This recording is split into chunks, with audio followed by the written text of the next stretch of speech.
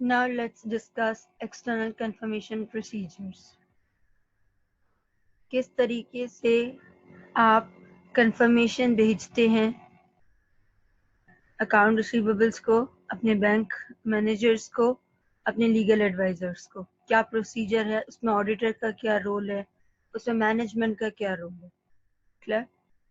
When using external confirmation procedures, the auditor shall maintain control over external confirmation requests, including. अब ये including में ये 4 procedures हैं जो हम क्लियरली पढ़ रहे हैं, लेकिन इससे प्रीवियसली मैं आपको बता दूं कि मैनेजमेंट भेजती है on the instruction of auditor.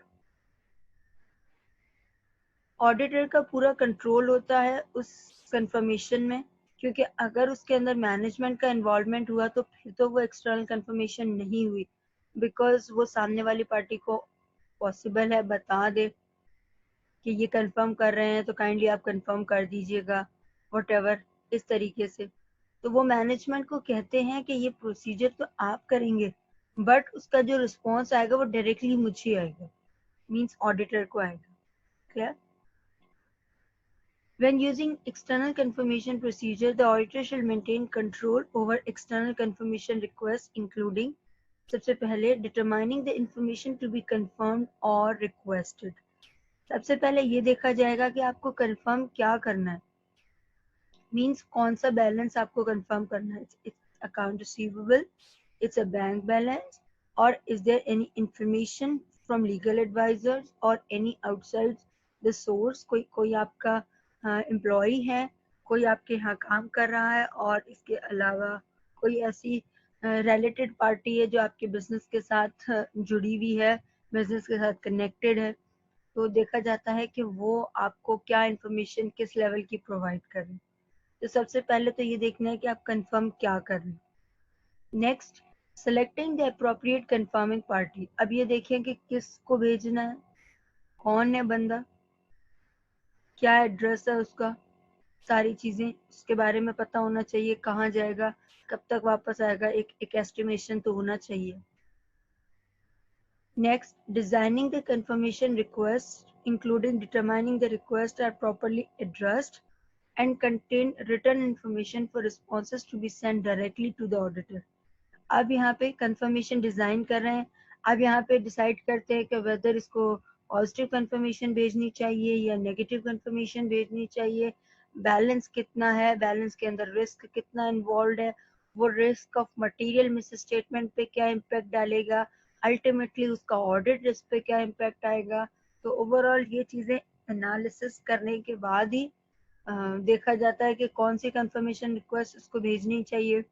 उसके बाद देखना चाहिए कि लेटर के अंदर प्रॉपर एड्रेस मेंशन्ड है, क्योंकि अगर डायरेक्टली ऑडिटर को अगर वो रिस्पॉन्स करेगा तो उसके अंदर इनसाइड एड्रेस ऑडिटर का होगा कि भाई आप जो भी इंफॉर्मेशन प्रोवाइड करें काइंडली इस एड्रेस पे अपना रिस्पॉन्स भेजें. Get it? और उसके अंदर मेंशन होता है कि काइंडली आप डायरेक्टली ऑडिटर को भेजिएगा. ऐसा नहीं कि सीसी आप कर रहे हो मैनेजमेंट को, ऐसी इंफॉर्मेशन के लिए वो खुद ही बता देते हैं कि ऐसा नहीं करना. Clear? Further point D, sending the request, including follow-up request when applicable to the confirming party.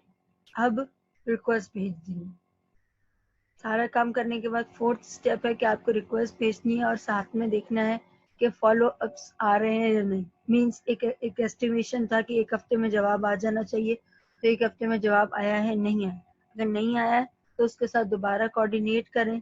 अब दोबारा कोऑर्डिनेट रिटन में करना है, ओरल में करना है, कॉल कर लेनी है, किस तरीके से करना है, क्योंकि वो ऐसा तो नहीं है नवंबर में एक ऑडिटर आ रहा है और ऑडिट कर रहा है, तो ऐसा तो नहीं है दिसंबर में अब वो उसकी पार्टी नहीं रही या उसके अकाउंट रिसीवेबल उसके साथ कनेक्टेड नहीं है.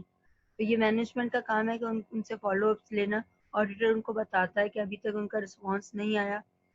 मैनेजमेंट का भी काम है कि देखना कि रिस्पॉन्ड आ गया नहीं आया, अगर नहीं आया तो उनके साथ, क्योंकि वो उनके साथ डील कर रहे हैं, उनके साथ बिजनेस कर रहे हैं कंटिन्यूस बेसिस पे, तो उन पार्टीज के साथ आप गुड्स भी भेज रहे होते हैं और उनकी कैश भी कलेक्ट कर रहे होते हैं.